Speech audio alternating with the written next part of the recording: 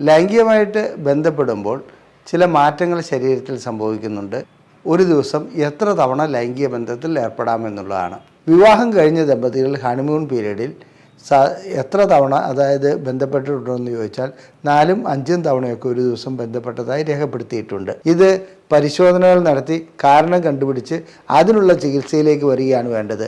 ഇനി കാണുന്നത് ചില ഗുളികകൾ ഉപയോഗിച്ചിട്ടുള്ള കൂടുതലായി ലൈംഗിക ബന്ധത്തിൽ ഏർപ്പെടുവാനുള്ള ശ്രമങ്ങളാണ്. യാത്രകൾ പോകുമ്പോൾ ബന്ധപ്പെടാൻ വേണ്ടി വയാഗ്ര ഉപയോഗിക്കുന്നതിന് വയാഗ്ര പോലെയുള്ള ഗുളികകൾ തരുമോ എന്ന് ചോദിച്ചു വരാറുണ്ട്. ഇത് തീർച്ചയായും തെറ്റാണ്. ഇങ്ങനെയുള്ള കാര്യങ്ങൾക്ക് ഇത് പോകുന്നത് തന്നെ മറ്റൊരു വശം. അത് പോയി കഴിഞ്ഞാൽ ഇത്തരം ലൈംഗിക ബന്ധത്തിൽ ഏർപ്പെടുകയാണെങ്കിൽ അത് ദോഷമേ ചെയ്യുകയുള്ളൂ.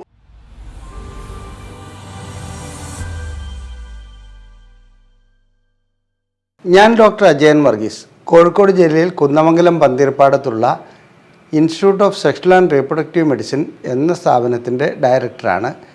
International association of sexual medicine practitioners modern medicine എന്ന അസോസിയേഷൻ്റെ ചെയർമാനുമാണ്. ഇന്ന് ഞാൻ നിങ്ങളോട് ചർച്ച ചെയ്യുവാൻ ഉദ്ദേശിക്കുന്നത് ഒരു പുരുഷന് ഒരു ദിവസം എത്ര തവണ ലൈംഗിക ബന്ധത്തിൽ ഏർപ്പെടാമെന്നുള്ളതാണ്. സാധാരണഗതിയിൽ ഈ ഒരു ചോദ്യത്തിന് തന്നെ എന്ത് പ്രസക്തിയാണ് ഉള്ളത്? അദ്ദേഹത്തിന് എത്ര വേണമെങ്കിലും ബന്ധപ്പെടാമല്ലോ. എന്നാൽ ലൈംഗികമായിട്ട് ബന്ധപ്പെടുമ്പോൾ ചില മാറ്റങ്ങൾ ശരീരത്തിൽ സംഭവിക്കുന്നുണ്ട്. അതുകൊണ്ട് ഒരിക്കൽ രതിമൂർച്ച ലഭിച്ചതിന് ശേഷം ഒരു പുരുഷന് വീണ്ടും ബന്ധപ്പെടുന്നതിന് എന്തെങ്കിലും തടസ്സങ്ങളുണ്ടോ, അഥവാ അങ്ങനെ ബന്ധപ്പെടുന്നത് ആരോഗ്യത്തിന് ഹാനികരമാണോ അഥവാ ആരോഗ്യത്തിന് ഗുണകരമാണോ, ഇതെല്ലാമാണ് ഇന്ന് ചർച്ച ചെയ്യപ്പെടുന്ന വിഷയം. ഇത് പ്രായത്തെ അനുസരിച്ച് എത്രത്തോളം മാറ്റം വരുന്നുണ്ട്, അതിന് പരിഹാരം എന്തെല്ലാമാണ്, ഇതെല്ലാമാണ് നാം ഇന്ന് ചർച്ച ചെയ്യുന്നത്. എന്നാൽ സ്ത്രീകളെ സംബന്ധിച്ചിടത്തോളം ഒരു ദിവസം എത്ര തവണ ബന്ധപ്പെടാമെന്നുള്ളതിനെക്കുറിച്ച് ഞാനിവിടെ ചില കാര്യങ്ങൾ സൂചിപ്പിക്കുക മാത്രമാണ് ചെയ്യുന്നത്. അതിലേക്ക് നമുക്ക് വിശദമായൊരു വീഡിയോ ഞാൻ പിന്നീട് ചെയ്യുന്നതാണ്. സാധാരണഗതിയിൽ ഒരു പുരുഷന് എത്ര തവണ ലൈംഗിക ബന്ധത്തിൽ ഏർപ്പെടാമെന്നുള്ളതിന് ഒറ്റ വാക്കിൽ ഉത്തരം പറയുകയാണെങ്കിൽ അദ്ദേഹത്തിൻ്റെ ആരോഗ്യത്തെ അനുസരിച്ചും അദ്ദേഹത്തിൻ്റെ പ്രായത്തെ അനുസരിച്ചുമാണ് അത് നിൽക്കുന്നത്. വിവാഹം കഴിഞ്ഞ ദമ്പതികൾ ഹണിമൂൺ പീരീഡിൽ എത്ര തവണ ബന്ധപ്പെട്ടിട്ടുണ്ടെന്ന് ചോദിച്ചാൽ 4ഉം 5ഉം തവണയൊക്കെ ഒരു ദിവസം ബന്ധപ്പെട്ടതായി രേഖപ്പെടുത്തിയിട്ടുണ്ട്. എന്നാൽ ഒരു 2-3 വർഷം കഴിയുമ്പോൾ അത് ദിവസത്തിലൊന്നോ അല്ലെങ്കിൽ ആഴ്ചയിൽ 2-3 മാത്രമായി ചുരുങ്ങുന്നതായും കാണാം. ഇതിൻ്റെ കാരണം ഹോർമോൺ വ്യതിയാനമാണ്. പിന്നെ മനസ്സിൻ്റെ തലച്ചോറിലുള്ള ആ ഒരു പ്രവർത്തനവും ഇതിനകത്ത് ബാധിക്കപ്പെടുന്നുണ്ട്. അതായത് മാനസികമായ വൈകല്യമല്ല, മാനസികമായി നമുക്ക് ഉൽപ്പാദിപ്പിക്കപ്പെടുന്ന ചില ആഗ്രഹങ്ങൾ, അങ്ങനെയുള്ള ചില കാര്യങ്ങൾ ഇതിനകത്ത് ബാധിക്കപ്പെടുന്നുണ്ട്. ഏതായാലും ഹണിമൂൺ പീരീഡിൽ 4ഉം 5ഉം തവണ ലൈംഗികമായി ബന്ധപ്പെടുന്നത് ശാരീരികമായും മാനസികമായും അവർക്ക് നല്ല കാര്യമാണ്, ഉന്മേഷം നൽകുന്ന ഒന്നാണ്. നമ്മുടെ മലയാളത്തിൽ ഒരു പഴയ പാട്ടുണ്ട്, പുലരാനായപ്പോൾ പൂങ്കോഴി കൂകിയപ്പോൾ പുതുമണവാളിനൊന്ന് ഉറങ്ങിയപ്പോൾ എന്ന് പറഞ്ഞാൽ രാത്രി മുതൽ രാവിലെ വരെ അവർ ലൈംഗിക ബന്ധത്തിൽ ഏർപ്പെട്ടുകൊണ്ടിരിക്കുകയാണെന്നുള്ളതാണ് അതിവിടെ സൂചിപ്പിക്കുന്നത്. അത് ആ സമയത്ത് മാത്രമേ കഴിയുകയുള്ളൂ. അത് കഴിഞ്ഞാൽ ഇതിൻ്റെ പുതുമ നഷ്ടപ്പെടുന്നു എന്നുള്ളതിലല്ല, ഹോർമോൺ ലെവലിൽ വ്യതിയാനം വരുന്നുണ്ട്. ഇതുകൂടാതെ മറ്റൊരു കാര്യം കൂടി പറയാം. ഒരു വ്യക്തിയെ സംബന്ധിച്ചിടത്തോളം അദ്ദേഹം ഇഷ്ടപ്പെടുന്ന ഒരു പെൺകുട്ടിയോ തൻ്റെ ഇണ ഇഷ്ടപ്പെടുന്ന ഒരു പെൺകുട്ടിയാണെങ്കിൽ അത് എത്ര പ്രായം കഴിഞ്ഞാലും ചിലപ്പോൾ 2-3 തവണ ലൈംഗിക ബന്ധത്തിൽ ഏർപ്പെടാൻ കഴിയുന്നുണ്ട്, മറ്റ് ആരോഗ്യ പ്രശ്നങ്ങളില്ലെങ്കിൽ. അതിൻ്റെ കാരണം പുരയ്ക്ക് തീ പിടിച്ചു കഴിഞ്ഞാൽ ഏത് വ്യക്തിയും PT ഉഷയേക്കാൾ കൂടുതൽ സ്പീഡിൽ ഓടും. അത് അത്രയുമേ അതിന് പറയുവാനുള്ളൂ. അപ്പോൾ ഇതിനെ നിയന്ത്രിക്കുന്നത് എന്താണ്? ഒരു തവണ ബന്ധപ്പെട്ട് കഴിഞ്ഞാൽ രണ്ടാമത് ബന്ധപ്പെടുവാൻ കഴിയാത്തതിൻ്റെ കാരണം എന്താണ്? ശാസ്ത്രജ്ഞന്മാർ പറയുന്നത്, വിദഗ്ധർ പറയുന്നത്, സെമിനൽ വെസിക്കിൾ, ശുക്ലസഞ്ചിയിൽ ശുക്ലം നിറഞ്ഞിരിക്കുന്ന അവസ്ഥയിൽ സിഗ്നലുകൾ മുകളിലോട്ട് പോകുന്നുണ്ട്. ആ സിഗ്നലുകൾ ഇല്ലാതാകുന്നു. ഓർഗാസത്തിന് ശേഷം ശുക്ലവിസർജനത്തിന് ശേഷം സിഗ്നലുകൾ അവിടെ നിന്ന് ശുക്ലസഞ്ചിയിൽ നിന്ന് മുകളിലോട്ട് പോകാത്തത് കൊണ്ടാണ് അങ്ങനെ സംഭവിക്കുന്നതെന്നുള്ളതാണ്. വ്യക്തമായ പഠനങ്ങൾ നടന്നു വരുന്നേ ഉള്ളൂ. എന്നിരുന്നാലും ഹോർമോൺ ലെവൽ വളരെ പ്രധാനപ്പെട്ട ഒരു കാര്യമാണ്. ഒരു ലൈംഗിക ബന്ധത്തിന് ശേഷം ചില ഹോർമോൺ വ്യതിയാനങ്ങൾ ഉണ്ടാകുന്നു. ആ ഹോർമോൺ വ്യതിയാനത്തിൽ ഒന്നാണ് പ്രൊലാക്റ്റിൻ്റെ വ്യതിയാനം, അതുപോലെ തന്നെ ടെസ്റ്റോസ്റ്ററോണിൻ്റെ വ്യതിയാനം. ഇത്തരം വ്യതിയാനങ്ങൾ ഉണ്ടാകുന്നതോടുകൂടി വീണ്ടും ലൈംഗിക ബന്ധത്തിൽ ഏർപ്പെടുവാനുള്ള ആവേശം അല്ലെങ്കിൽ ആഗ്രഹം തലച്ചോറിൽ നിന്ന് താഴോട്ട് വരികയില്ല. അതുകൊണ്ട് തന്നെ ലിംഗോദ്ധാരണം നടക്കുകയില്ല. സാധാരണ ഒരു 18 വയസ്സ് മുതൽ 25 വയസ്സ് വരെയുള്ള വ്യക്തികളെ സംബന്ധിച്ചിടത്തോളം അവർക്ക് നല്ല രീതിയിൽ ഇങ്ങനെ വീണ്ടും വീണ്ടും ബന്ധപ്പെടാൻ കഴിഞ്ഞെന്ന് വരാം. എന്നാൽ 25 മുതൽ 35 വരെ ഇതിൻ്റെ ആ സ്പീഡ് അഥവാ ഫ്രീക്വൻസി കുറഞ്ഞു വരുന്നതായി കാണാം. എന്നാൽ 35 മുതൽ 45 വരെ എന്തുകൊണ്ടെന്നറിയില്ല ഈ രീതിയിലുള്ള ഫ്രീക്വൻസി വീണ്ടും കൂടുന്നതായിട്ടാണ് കാണുന്നത്. അതായത് ലൈംഗികമായിട്ട് 1ഉം 2ഉം തവണയൊക്കെ ഒരു ദിവസം ബന്ധപ്പെടാൻ കഴിയുന്നുണ്ട്. എല്ലാ വ്യക്തികൾക്കും എന്നല്ല, ചില വ്യക്തികളെ സംബന്ധിച്ചിടത്തോളം. അപ്പോൾ ഇതെന്തെങ്കിലും രോഗത്തിൻ്റെ ലക്ഷണമാണോ? ഒരിക്കൽ ബന്ധപ്പെട്ട് കഴിഞ്ഞാൽ രണ്ടാമത് ബന്ധപ്പെടാൻ കഴിയാതെ വരുന്നത്, ആ ദിവസം തന്നെ ബന്ധപ്പെടാൻ കഴിയാതെ വരുന്നത്? തീർച്ചയായിട്ടും സ്വാഭാവികമാണത്.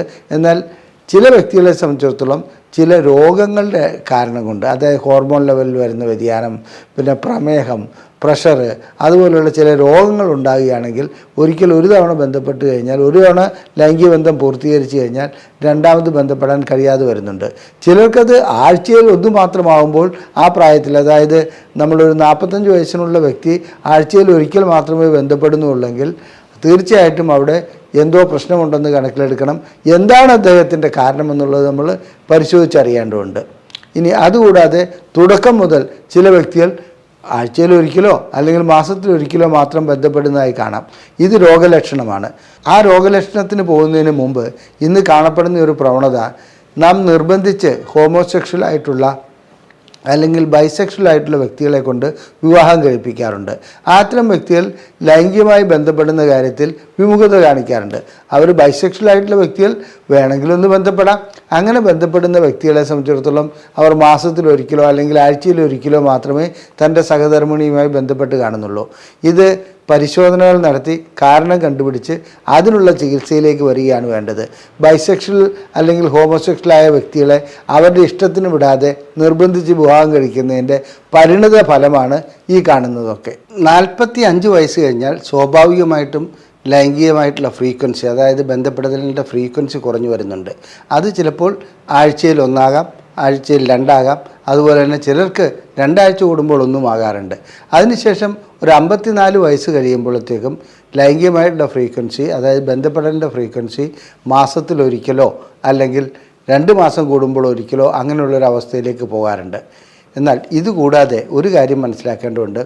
ചില വ്യക്തികളെ സംബന്ധിച്ചിടത്തോളം തൻ്റെ ഭാര്യയ്ക്ക് ഇഷ്ടമില്ലെങ്കിൽ കൂടി, ഭാര്യ സമ്മതിക്കുന്നില്ലെങ്കിൽ കൂടി ദിവസവും 5ഉം 6ഉം തവണ ബന്ധപ്പെടുന്ന ഒരവസ്ഥ വരാറുണ്ട്. ഇത് ഹോർമോൺ ലെവൽ മാത്രമല്ല, തൻ്റെ തലച്ചോറിലുള്ള ചില പ്രശ്നങ്ങളും കൂടി വരാം. സെക്സ് മാത്രമായി അവിടെ പ്രവർത്തിക്കുന്നതുകൊണ്ടാണ് അങ്ങനെ വരുന്നത്. അങ്ങനെ വരുന്ന വ്യക്തികൾക്ക് ചികിത്സ ആവശ്യമാണ്. ചികിത്സ നൽകിയില്ലെങ്കിൽ അവരുടെ കുടുംബത്തിൽ പ്രശ്നങ്ങൾ ഉണ്ടാകാറുണ്ട്. ഞങ്ങൾക്ക് വ്യക്തമായ ഒരു അനുഭവമുണ്ട്. ഒരു സ്ത്രീയെ സംബന്ധിച്ചിടത്തോളം താങ്ങാവുന്നതിൽ കൂടുതൽ ലൈംഗിക ബന്ധം വേണമെന്ന് ആവശ്യപ്പെടുകയും അങ്ങനെ ലൈംഗിക ബന്ധത്തിൽ ഏർപ്പെട്ടുകൊണ്ട് ആ സ്ത്രീ വളരെയധികം തളർന്നു പോവുകയും പിന്നീട് അവർ ആത്മഹത്യയിലേക്ക് പോവുകയും ഉണ്ടായി. അതായത് ദിവസവും 5ഉം 6ഉം തവണ ബന്ധപ്പെടുമ്പോൾ ഇവർക്ക് ഉറങ്ങാൻ കഴിയുന്നില്ല, ഇവർക്ക് യാതൊരു രീതിയിലുള്ള ലൈംഗിക സുഖം ലഭിക്കുന്നില്ല. അത് കഴിഞ്ഞിട്ട് തീരെ നിവൃത്തിയില്ലാതെ ആയപ്പോൾ 2 കുട്ടികളുടെ മാതാവായ ആ സ്ത്രീ ഒരു കിണറ്റിൽ ചാടി ആത്മഹത്യ ചെയ്യുകയാണ് ഉണ്ടായത്. ആ അനുഭവം വെച്ച് ഞാൻ പറയുകയാണ്, അമിതമായിട്ടുള്ള ലൈംഗിക ബന്ധത്തിൽ ഏർപ്പെടുന്ന ഒരു പുരുഷന് എന്തെങ്കിലും തകരാറുണ്ടായാൽ മാത്രമേ അങ്ങനെയൊന്നും സംഭവിക്കുകയുള്ളൂ. അതുകൊണ്ട് ആ തകരാറ് എന്താണെന്നുള്ളത് നാം കണ്ടുപിടിക്കേണ്ടതുണ്ട്. 3 or 4 വർഷങ്ങൾക്ക് ശേഷം അദ്ദേഹത്തിൻ്റെ സഹോദരൻ്റെ ഭാര്യയും ഇതേ പരാതിയുമായി ഡോക്ടർമാരെ സമീപിക്കുകയുണ്ടായി. അതിൽ ഞാൻ മനസ്സിലാക്കേണ്ടത് ചില ജനിതക ഘടകങ്ങളാവാം, മാത്രമല്ല ലൈംഗിക കാര്യങ്ങളിൽ അത്തരമൊരു റിസർച്ച് നടത്താനൊക്കെ വളരെയധികം പരിമിതികളുണ്ട്. അതുകൊണ്ട് തന്നെയാണ് ഏതായാലും ആ കുടുംബത്തിൽപ്പെട്ട 2 സഹോദരന്മാർ വിവാഹം കഴിച്ച 2 സ്ത്രീകൾ, ഒരാൾ ആത്മഹത്യ ചെയ്തു, മറ്റൊരു വ്യക്തി ആത്മഹത്യ ചെയ്തില്ലെങ്കിലും ഡോക്ടർമാരെ സമീപിച്ചു. ഈ മുൻ അനുഭവങ്ങളൊക്കെ വെച്ചുകൊണ്ട് അവിടെ ചികിത്സ പൂർണ്ണമാക്കുവാനോ അല്ലെങ്കിൽ ഇതിന് ഉണ്ടോ കഴിഞ്ഞിട്ടില്ല. അതാണ് അതിനകത്ത് ഏറ്റവും വലിയ ബുദ്ധിമുട്ട്. ഇവർ ഇപ്പോഴും ജീവിച്ചിരിപ്പുണ്ട്, അവരുടെ വീടുകളിലേക്ക് പോവുകയും ചെയ്തു, അല്ലാണ്ട് ഡൈവേഴ്സ് ആയിട്ടുമില്ല. നാം മനസ്സിലാക്കേണ്ട ഒരു കാര്യം, 2 കൂട്ടർക്കും താല്പര്യമുണ്ടെങ്കിൽ എത്ര തവണ ബന്ധപ്പെടുന്നു എന്നുള്ളൊരു പ്രശ്നമേ അല്ല. എന്നാൽ ആരോഗ്യം അതിന് അനുവദിക്കുന്നില്ലാത്ത ഘട്ടത്തിൽ നാം അതിനുവേണ്ടി ശ്രമിക്കാതിരിക്കുകയാണ് ചെയ്യുന്നത്. ഇനി കാണുന്നത് ചില ഗുളികകൾ ഉപയോഗിച്ചിട്ടുള്ള കൂടുതലായി ബന്ധത്തിൽ ഏർപ്പെടുവാനുള്ള ശ്രമങ്ങളാണ്. അത് ഇവിടെ പല ബിസിനസ് ചെയ്യുന്നവരും പലരും മറ്റും യാത്രകൾ പോകുമ്പോൾ ബന്ധപ്പെടാൻ വേണ്ടി വയാഗ്ര ഉപയോഗിക്കുന്നതിന് വയാഗ്ര പോലെയുള്ള ഗുളികകൾ തരുമോ എന്ന് ചോദിച്ചു വരാറുണ്ട്. ഇതിൻ്റെ ഞാൻ പലപ്പോഴും കാര്യം എന്താണ് എങ്ങനെയാണ് ചോദിച്ച് ചെല്ലുമ്പോഴാണ് അവർ പറയുന്നത് അവർ അടുത്ത ആഴ്ച വേറൊരു സ്ഥലത്തേക്ക് ടൂറ് പോകുന്നുണ്ട്, അവിടെ നിന്ന് കൂടുതലായി ബന്ധപ്പെടാനാണ്.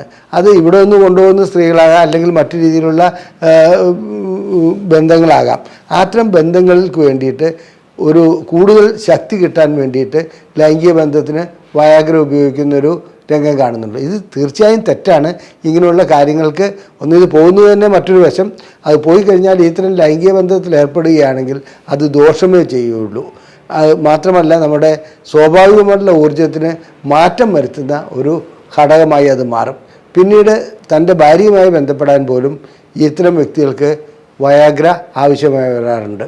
അതുകൊണ്ട് നേർവഴിക്ക് പോകുന്നതാണ് എപ്പോഴും നല്ലത്, അതല്ലാതെ ഇത്തരം വ്യതിചലിച്ച് പോകുന്നതല്ല. അത്തരം വ്യതിചലിച്ച് പോകുന്നതിൽ ഇത്തരം ഗുളികകൾ കൂടി കഴിക്കുമ്പോൾ തീർച്ചയായിട്ടും പ്രശ്നങ്ങൾ ഉടലെടുക്കും. അത് ഭാവിയിലേക്ക് ദോഷം ചെയ്യും. പിന്നെ പ്രായം അധികം കഴിച്ചാൽ, അതായത് ഒരു 70 വയസ്സ് 75 വയസ്സായ വ്യക്തികൾക്ക് ലൈംഗിക ബന്ധത്തിൽ ഏർപ്പെടുന്നതിൻ്റെ ഫ്രീക്വൻസി സ്വാഭാവികമായും കുറയും. അവരെ സംബന്ധിച്ചിടത്തോളം ആ രീതിയിലുള്ള പരിശോധനകൾ നടത്തി അവരുടെ കാരണം എന്താണെന്ന് കണ്ടുപിടിച്ച് അതിനുള്ള ചികിത്സ നൽകി അവരുടെ ലൈംഗിക ബന്ധത്തിലേക്ക് കൊണ്ടുവരികയാണ് വേണ്ടത്. അത് മാസത്തിലൊരിക്കലോ അല്ലെങ്കിൽ 2 മാസം കൂടുമ്പോഴോ ഒരിക്കലോ അവർ ലൈംഗിക ബന്ധത്തിൽ ഏർപ്പെടുന്നത് അവരുടെ ആരോഗ്യത്തിന് വളരെ നല്ല കാര്യമാണ്. അതിന് ചികിത്സ വേണ്ട രീതിയിൽ ചെയ്യണം. അതല്ലാതെ തെറ്റിദ്ധരിക്കുന്നത് പോലെ ഏതെങ്കിലും രീതിയിൽ അമിതമായിട്ട് ലൈംഗിക ബന്ധത്തിൽ ഏർപ്പെടാൻ വേണ്ടി ഗുളികകൾ കഴിച്ചുകൊണ്ട് അങ്ങനെ കൂടുതൽ തവണ ബന്ധപ്പെടാൻ കഴിയുമെന്നുള്ളത് ഒരു മിഥ്യാധാരണയാണ്. അതിനുവേണ്ടി ശ്രമിക്കുന്നത് അപകടവുമാണ്. ഇനി നമുക്ക് സ്ത്രീകളെക്കുറിച്ചും പറയാം.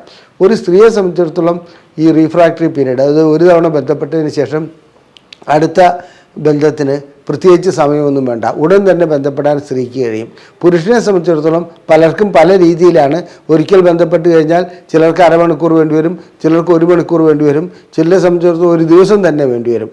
അതേസമയത്ത് ഒരാഴ്ചയൊക്കെ ഒരു നല്ല പ്രായത്തിൽ, അതായത് ഒരു 45 വയസ്സിനുള്ള താഴെയുള്ള വ്യക്തികൾക്കുണ്ടെങ്കിൽ അവരെ ചികിത്സിക്കണം. ആ ചികിത്സ അവരുടെ കുടുംബത്തിന് വളരെ ഉപകാരപ്പെടുന്ന ഒന്നാണ്.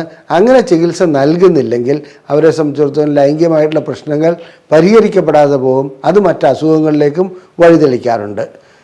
നിങ്ങളുടെ പരിചയത്തിൽ ആർക്കെങ്കിലും ലൈംഗികമായ എന്തെങ്കിലും പ്രശ്നമുണ്ടെങ്കിൽ അവർക്ക് ഇത്തരം ഞങ്ങളുടെ വീഡിയോകൾ അയച്ചു കൊടുക്കാൻ താല്പര്യപ്പെടുന്നു. നിങ്ങൾക്ക് ലൈംഗികമായിട്ടുള്ള എന്തെങ്കിലും സംശയമുണ്ടെങ്കിൽ ഞങ്ങളുടെ വാട്സപ്പ് നമ്പറിലേക്ക് ISRM എന്ന് വാട്സപ്പ് ചെയ്ത് അയക്കുകയാണെങ്കിൽ ഞങ്ങളിവിടെ നിന്ന് ബുക്ക്ലെറ്റുകൾ സൗജന്യമായി നൽകുന്നതാണ്. അത്തരം ബുക്ക്ലെറ്റുകൾ വായിച്ച് നിങ്ങളുടെ അറിവ് വർദ്ധിപ്പിക്കുവാൻ കഴിയും. നിങ്ങൾക്ക് ചികിത്സ ആവശ്യമുണ്ടെങ്കിൽ ഈ നമ്പറിൽ വിളിച്ച് ബുക്ക് ചെയ്യാവുന്നതാണ്. നന്ദി, നമസ്കാരം.